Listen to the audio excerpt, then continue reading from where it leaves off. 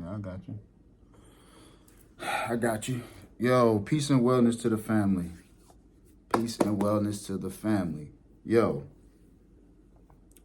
let's talk about it. So, living in the vision or living in the end, is what I like to call it. Um, First and foremost, I want to say that I'm grateful for being able to say that I have a vision and that I have a mental image of myself and that I have found purpose. I'm grateful for this. I'm very grateful for this. I want to first start by saying that because I remember it was a time when I had none. And I talk about this in my book, and I say I live two lives. If somebody was to describe my life when I die, it would say that he lives two lives, maybe even more. One, my first life where I didn't know who I was, I had no purpose. That from what I thought, from being misguided, and then the second life is where I'm finding I'm finding purpose and developing a vision, realizing that it was there the whole time. I just didn't know it. But looking back on it, on some of the things that I did and the behaviors, even within my vices, I could see myself now. It's crazy. So it's kind of like, even though you didn't have no idea what your vision was or what your purpose was, when you start living your second life or your next life, you start understanding that you were there the whole time. You just didn't have the keys to unlock it. So living within the vision is still a process. It's a process that we have to be understanding that it is a process and that we have to enjoy it. The vision doesn't always have to be clear. That's what the process is for. The process is for you to clear and clarify the mental image of yourself. So when you're talking to that mental image of yourself, you have to ask yourself, like, what would you say to yourself along those lines? What would you say to the 5 year from now self of thyself? What would you say? What kind of questions would you be asking yourself? Or how did you get to this point? How did you build that system? How did you scale and then grow your business to this point that you're at now? So you have to live in the end. You have to live in the end, even with the unclarified vision of yourself that you're developing while in the process. This is what we have to think about, because right now I have a clear mental image of myself, but I'm in position to be able to tweak that image anytime that I want. Nah, I don't want that car. I think I want a Tesla. But my first mental image of myself was in a container home, 3 or 4 electrical vehicles, kids run around, big garden, some land. The vision of myself is there, right? And then you got to be specific about what it is that you want. But I'm in position now to recreate and tweak anything that I see that I want to change about that person in my new future. See, that's the gift of the human being. The speech, the logic, and the reasoning. And this goes to creating the new future and understanding that you're in control of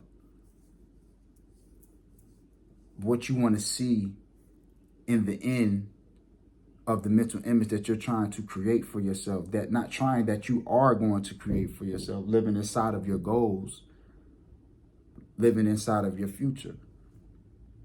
So when we're dealing with living inside of the vision, we have to think about what self-disciplinary steps are you going to take that you know that is going to take for you to become.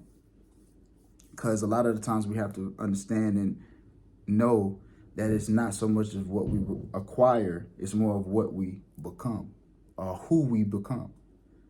The becoming is more rewarding than anything that you can materialistically acquire.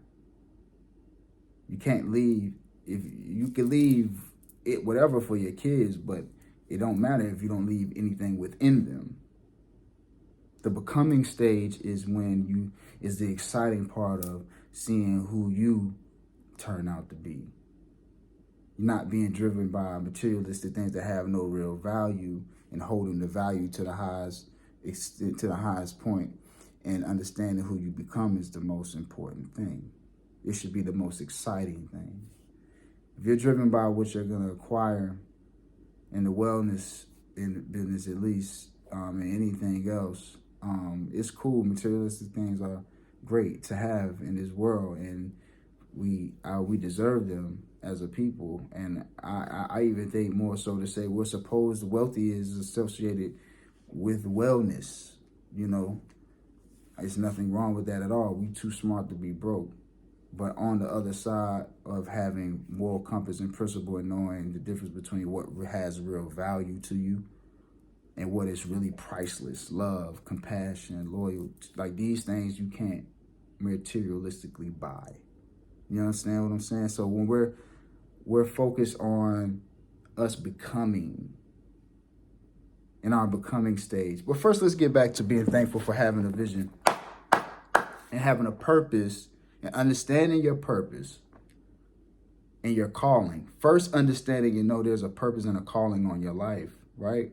You identify with that. You're like, okay. Because there's plenty different things that we can do to get money. Plenty different skills we can pick up to just go and do that and get money.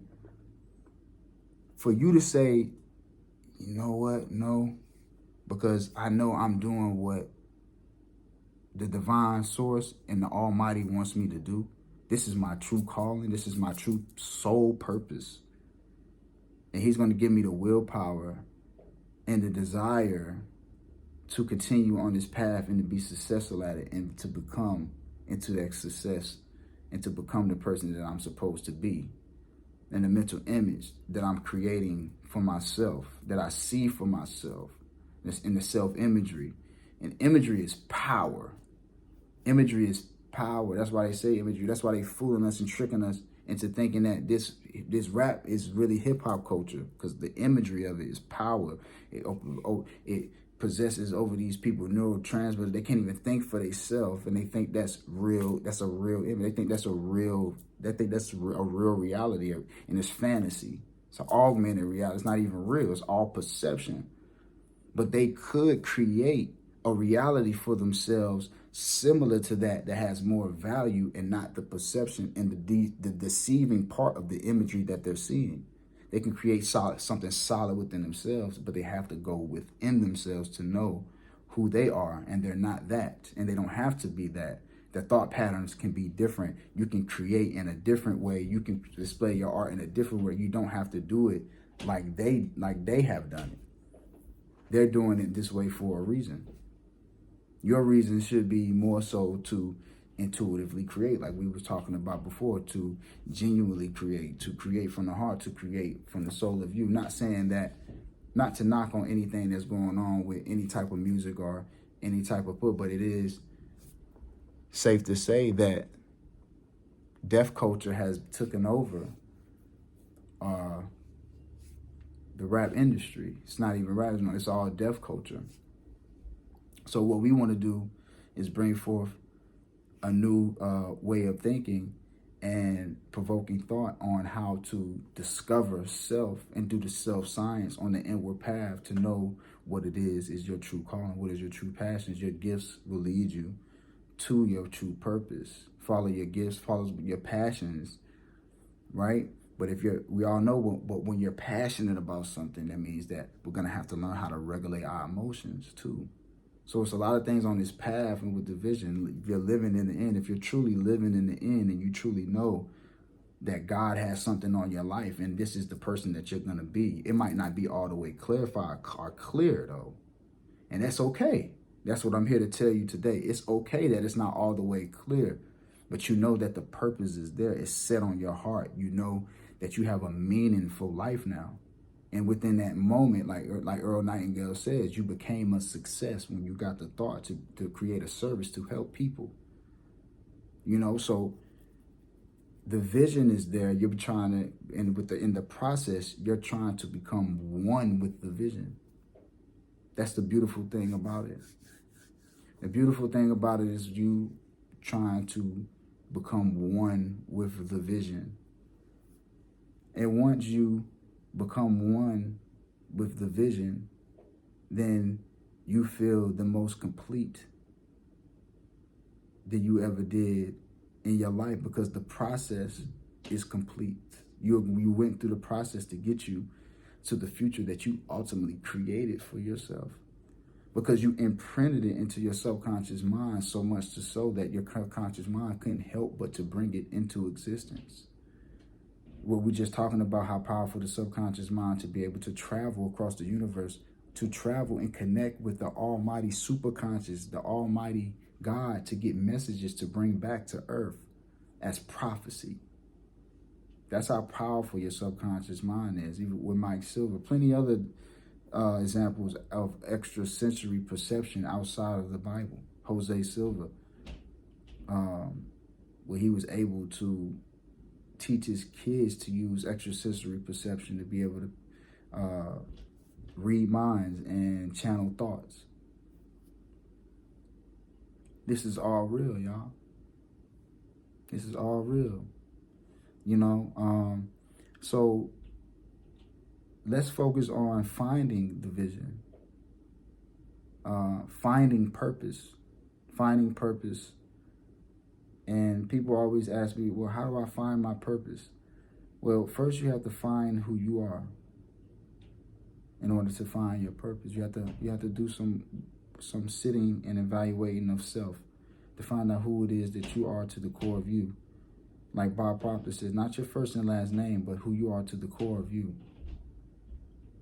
What have you been through in life, your experiences, your behaviors? What do you tend to do when things get a certain way? Like for me, grew up very impulsive.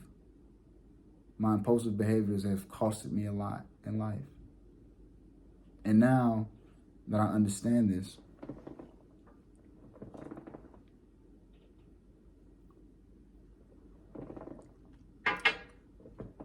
I am about to recreate and totally take control of my life by doing the self-science. This is why I created self-disciplinary science.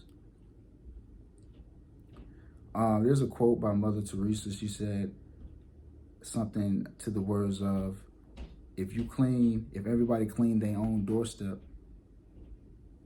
this world would be great. It all starts with how we are doing the self-work and the inner work of what we're going to project out.